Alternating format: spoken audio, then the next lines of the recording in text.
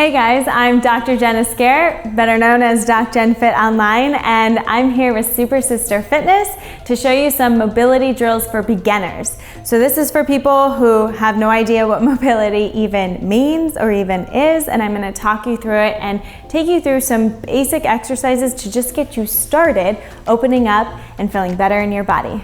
Don't forget to like, comment below, and subscribe.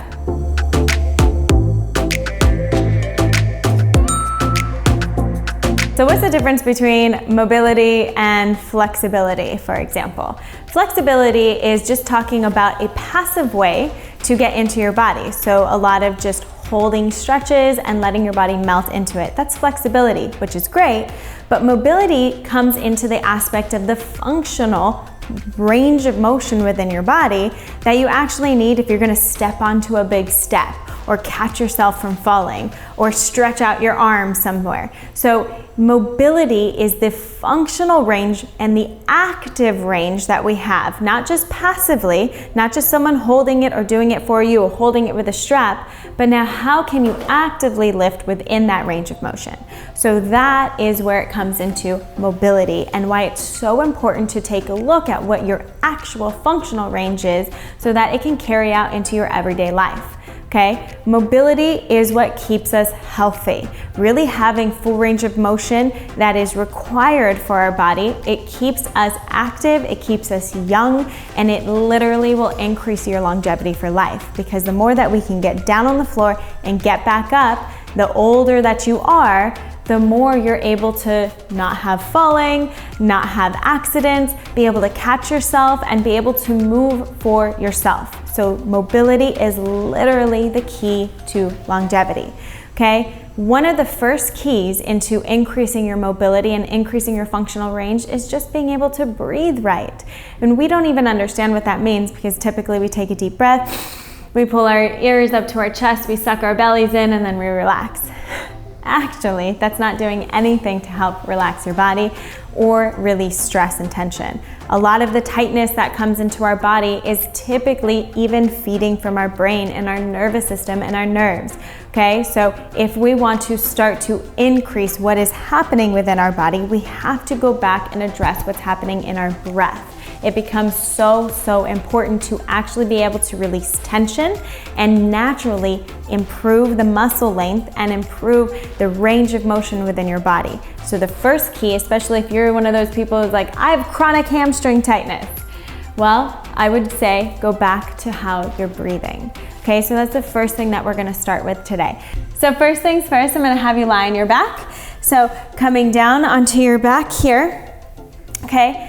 You're gonna take one hand on your chest, one hand on your belly, and relax your legs. They can either be underneath a pillow or they could just be bent like this and relaxed. Okay, you typically don't want it straight, because what that does is it drives your hips forward and it already compresses and lifts our rib cage. So we want this rib cage to relax over your pelvis. So that's why sometimes coming into a bent leg position is going to be better. And if you want, stick a pillow not only underneath your head, but underneath your shoulders. So you get a little bit of a curve here, and it helps even more to relax that rib cage over those hips. So you kind of adjust where your body needs. Okay, so from here, I can take a slow, deep breath in, and I kind of want not only my belly to expand, but I want almost this whole expansion to happen nice and gently together and relax. So I take a deep breath in through my nose and relax through my mouth, nice and slow, like I'm blowing into a balloon. Deep breath in. Deep breath out. What you should naturally start to feel is this rib cage and this lower belly portion starting to expand. The chest will expand with it, but it doesn't drive the pressure. Okay, once you feel comfortable with that, you're gonna place your hands on your low rib cage. Give it a little bit of a squeeze here. Now take a deep breath in so you feel the pressure going into your hands. And breathe out. Feel that rib cage fall down. Breathe into your hands. Breathe out. What we're doing with the breath there is we're automatically tapping into what's called your parasympathetic system. So we're tapping into this rest and relax state. Not only will this help to improve your muscle length and improve range of motion, but it's going to relax tension from your muscles as well, so that you're not increasing and activating muscles that don't need to be activated. So it's even going to help with strength training.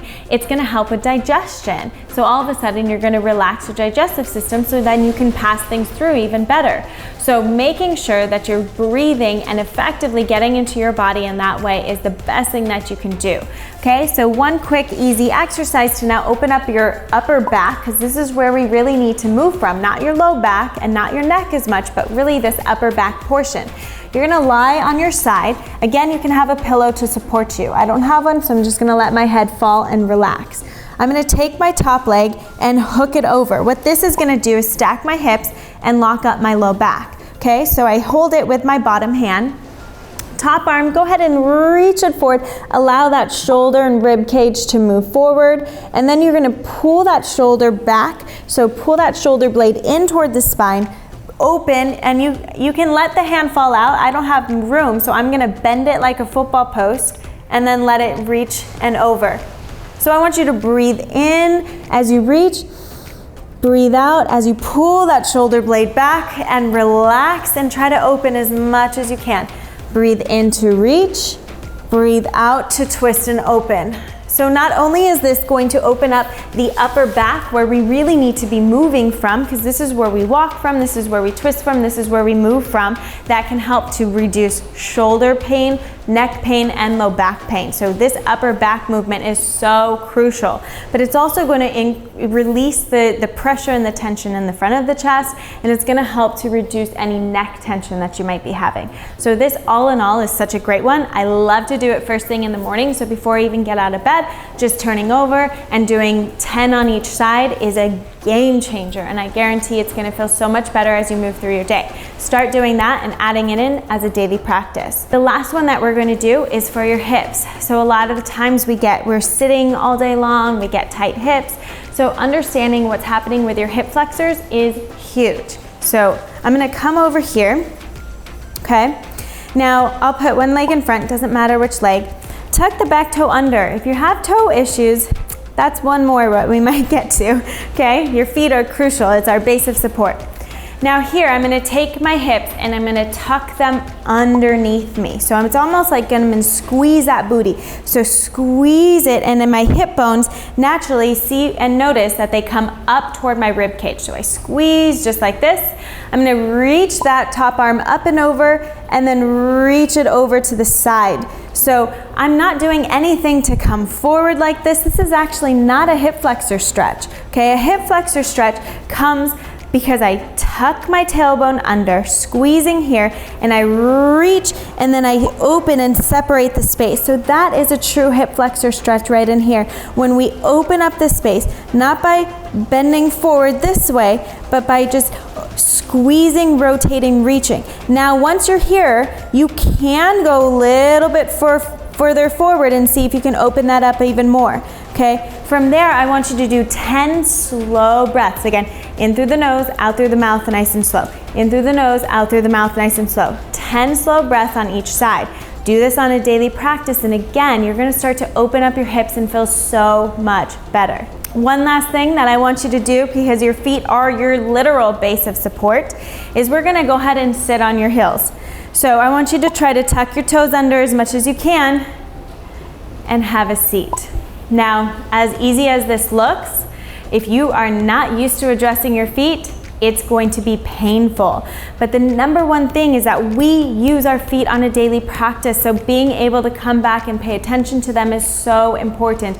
A lot of plantar fasciitis happens, a lot of even your toes falling inward and getting bunions or getting heel pain, anything like that. It happens because we're not paying attention to our feet. So getting this big toe extension is crucial. If you don't have the knee range of motion, you can always stack pillows underneath you, sit on pillows, anything you need to. So my goal for you would be able to sit here for about 2 minutes at a time. You might start with 10 seconds. You might start with 30 seconds. That's okay. all right? So if you really like and enjoy these mobility type exercises, there's an easy way to get access to them within the Optimal Body. And I created this program so that you don't even have to think about what mobility exercises you need. You can just go in and find what is needed for your body. There's upper body, lower body, full body, and spine mobility. So it's all great to be able to dive in, and you can just click the link below and check out the Optimal Body. So don't forget to like, comment below, and subscribe. I'm DocJenFit, and I'll see you later.